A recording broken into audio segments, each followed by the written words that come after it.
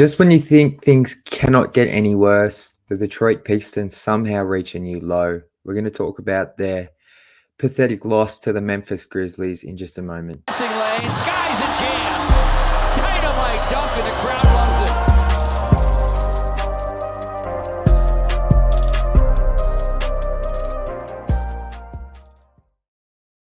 Welcome back to Pistons Intellect. I'm your host, Jack Kelly. You can follow me on Twitter at Jack_Kelly_313. If you're feeling so kind, please hit that subscribe button. I believe we're around 55 to 60 subscribers away from 1,000. So really keen to hit that in the final stretch of this season. Whew, that's probably the most positive I'm going to sound for this episode because tonight, your Detroit Pistons lost by 18 points in Memphis to... in the title here, I've got the Memphis's G League team because the Grizzlies were without...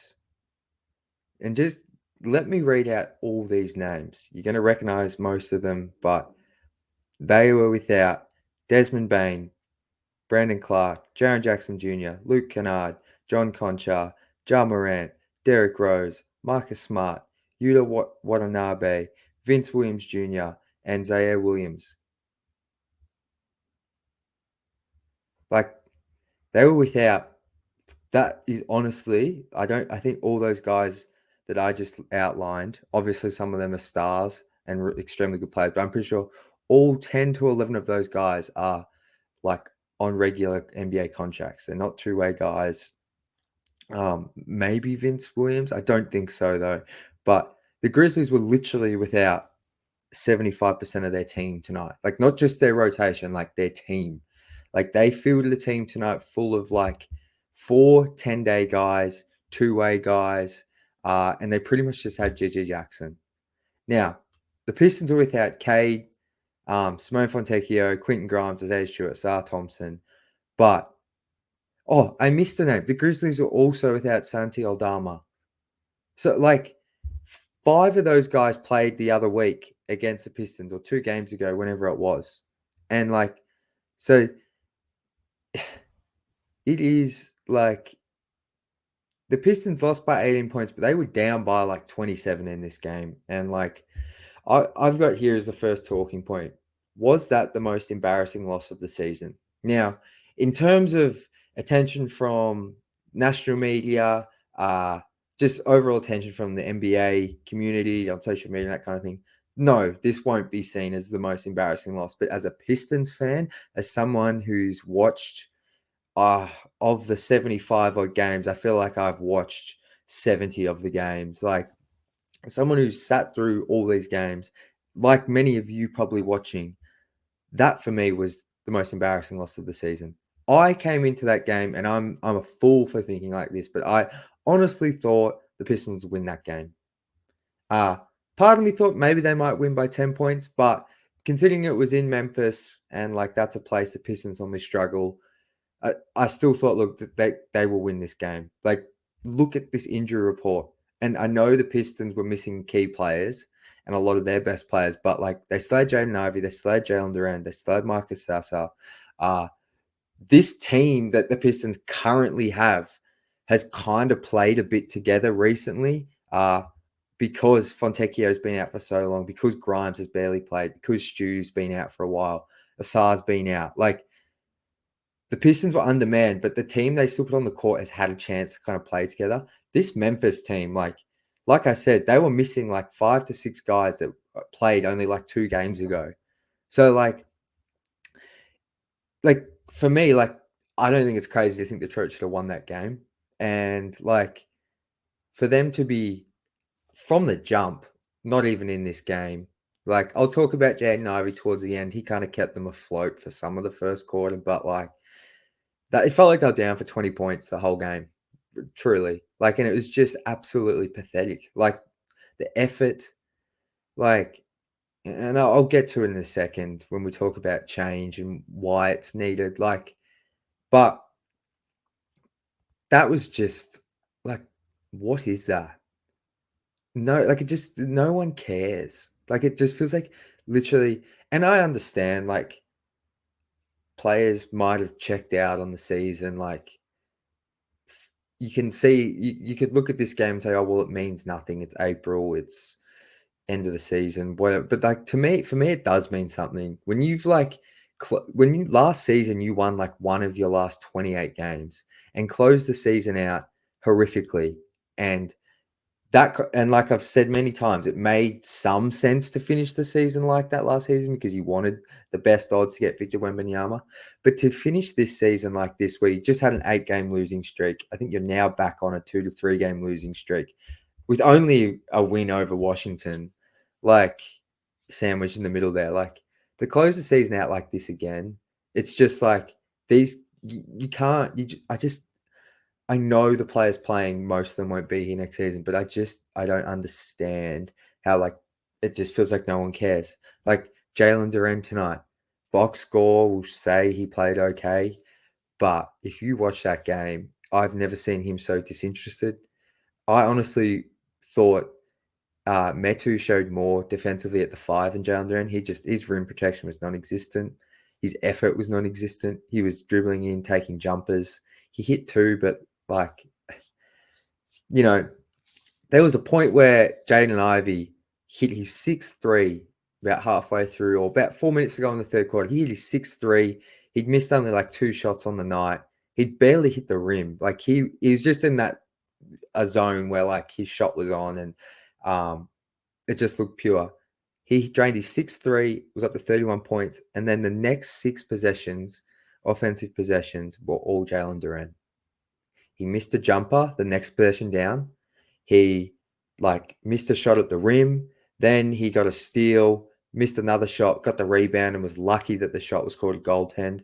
Then he took like another jumper. He might have hit it. And then just like, I think he maybe got an and 1 on the next one. And it's just like, I know he scored on some of those, but the fact Jaden Ivey never got a chance to shoot again after that, and it was Jalen Duren dribbling, putting up jumpers and forcing tough shots, like that's on the coaching staff 100%. But at the same time, like it's just like Jalen, like it just looks like he's not in the game. And it just, I say this all the time on this show, but it's just, I cannot believe how many times this season he's reminded me of Andre Drummond. Like he is well on his way to just becoming Andre Drummond 2.0, if not already, because the passing's gone. He still rebounds the ball, but it's just, I don't want to discredit it too much, but he's often the biggest guy, the strongest guy on the floor. Like, I mean, I'm not going to say rebounding's easy, but, he has the ability just to naturally, it feels like, grab 8 to 12 rebounds a game in his sleep. So, like, yeah, he was super disappointing tonight. Super disappointing. And then Marcus Sasser, he's really struggled. Like, he'll have the odd game where he'll get off for like 15 points or more. But yeah, I think what I will say is like, I'm a still big believer of his shooting ability. I know the catch and shoot hasn't been there this season, but I'm still a big believer in him, like taking one dribble pull-ups and being a good pull-up shooter. But where I have found myself quite disappointed recently on the offensive end is just his inability to like move the ball. It feels like every time he gets the ball, he's got to go into like 2-3 crossovers. And so often he's just going nowhere with them and just dribbling aimlessly and like taking 3 to 4 seconds off the shot clock and then moving it on, when it's like, I'm actually okay with him trying to create off the bounce a little bit if he's got a favorable matchup. But when you do that every time and you get nowhere and you're just sort of stalling the offense, like, that's been really tough for me to watch because it's just hasn't been good basketball. Tonight, his hand, like, normally he doesn't lose his handle that much, but tonight he got like stripped. He took some really bad shots. It was just an all-round forgettable game for him. But yeah, for me, that was the worst loss of the season because you should have won that game. Like, and this is why I'm going to talk about the importance of change being required at every level. Like, because whatever, like tonight for me, you can't blame injuries. You can't blame a lack of talent.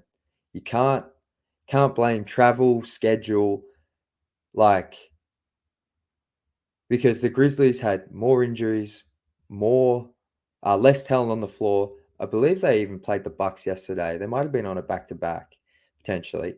Regardless, though, like, tonight showed me that, like, this franchise is just infested with a losing culture.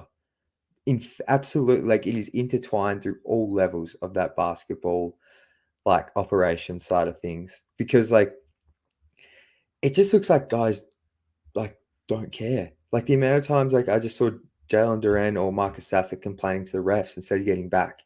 Like, what is that? Like, some of the coaching decisions, we've spoken about those a ton.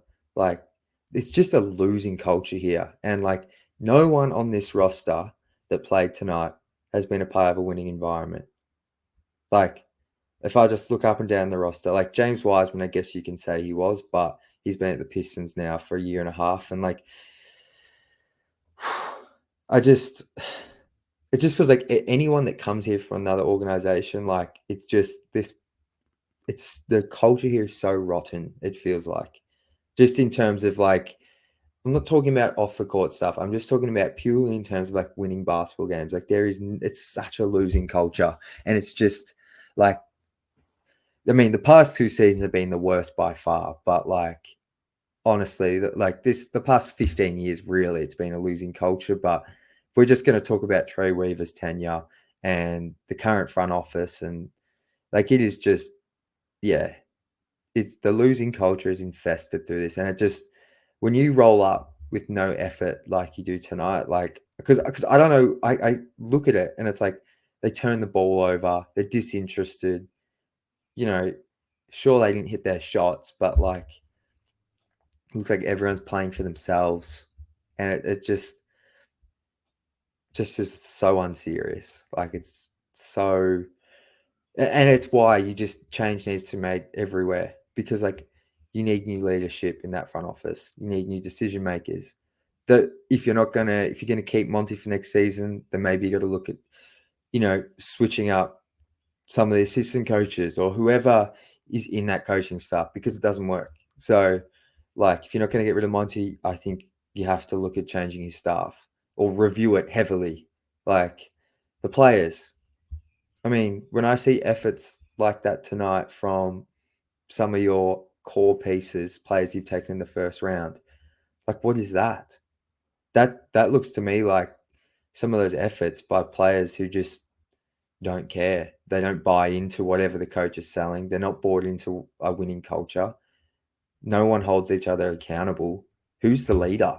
We say it's Cade, but there's really no leader because Cade's been here for 3 years. Like, there's no one. Like, the leader was meant to be Monty, but at times it feels like the players don't listen to him. Like, like, I don't know.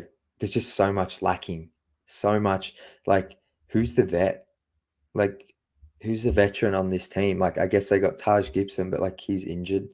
And, like, I appreciate his positivity, but, like, he's never going to be a part of the rotation. So it's just like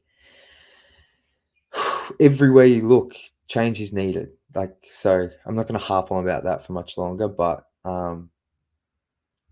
yeah, I am so nervous about this off season, but 1% of me just hopes that, like, no matter what the outcome is, that it change, like, the roster's overhauled, something's changed in that coaching staff, and something's changed in that front office.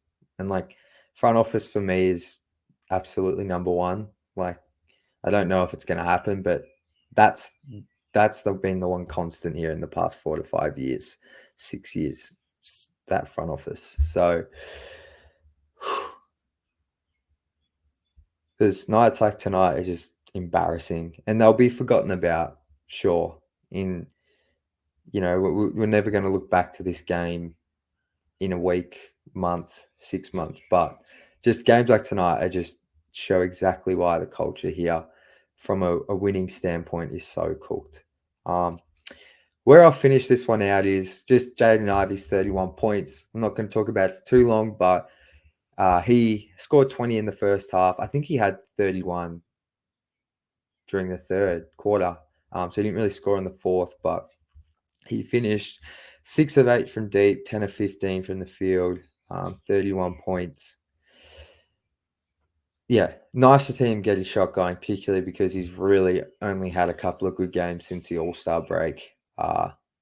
Would have liked to have seen him honestly shoot more than 15 shots. Like I mentioned there's just some weird stuff where like he had it going, but then like Jalen Duren's getting featured.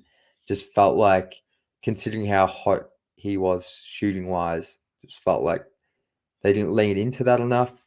That's obviously been a huge thing with Ivey this season. Recently, though, he probably hasn't, the way he's been shooting the ball, he's not someone that you're going to lean into offensively heavily. But tonight he had it going, and I think 15 shots is nowhere near enough for him. But, we've had that conversation all season. The way Monty spoke about Ivey in the post game was very interesting. I would go back and watch it because he was asked by, I believe, Amari Sankofa what he thought of Ivey's shooting tonight in game, and Monty literally just said, he was asked about, Jaden's aggressiveness tonight and was it good to see him score and shoot the ball well, and Monty kind of just said, well, you can be aggressive, but I don't want that to be highlighted because Jaden was too aggressive and it led to 4 turnovers. And, he really didn't give Ivey any praise at all, apart from saying some of JI's threes kept us afloat in the first half. And look, if this was another player, I might not be looking into it too much, but because of just the Ivey and Monty stuff this season, just to hear him kind of call out Ivey's turnovers and just how he's being over aggressive at times and not sticking to the offensive scheme, thought was quite interesting, and just kind of, to me, honestly, I just feel like if Monty is the coach next season, Jaden Ivey won't be on the team. That's just how I feel. And I'd be interested to see how you guys feel in the comments, because it just feels like Ivey is not Monty's type of player at all. And I've gone from thinking it was tough love to now just kind of thinking, I just feel like if that was Cade, if Monty was asked the same question about Cade and Cade had been in a bit of a funk, I feel like the answer would not be the same, put it like that. Even if it was Jalen Duren, I feel like the answer would not be the same. But I feel like with Ivey, he's really not the type of guard Monty likes having on his teams, and feels like if Monty's still here, Ivey, I just can't really see Ivey on this team next season, or at least as a starter. I could see maybe doing that thing off the bench again. But anyway, go and watch that press conference. It's only 30-second clip I'm talking about, but I found it weird. But let me know in the comments your thoughts on Ivey and the Monty thing, because it's bizarre to me. But anyway, that's going to do it for today's episode. We'll be back tomorrow. I don't know, man. It feels like Cade's out for the season. I can't see why they will bring him back. Hopefully he plays, because I don't know how I'm going to make it through these last 5 games.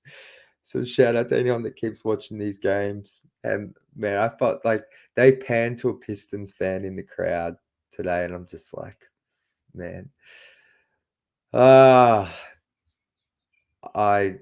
cannot imagine sitting in the crowd at that game tonight and thinking, wow, I paid money to watch this. So shout out to everyone that continues to tune in. I appreciate all the support. And until tomorrow's game, go Pistons.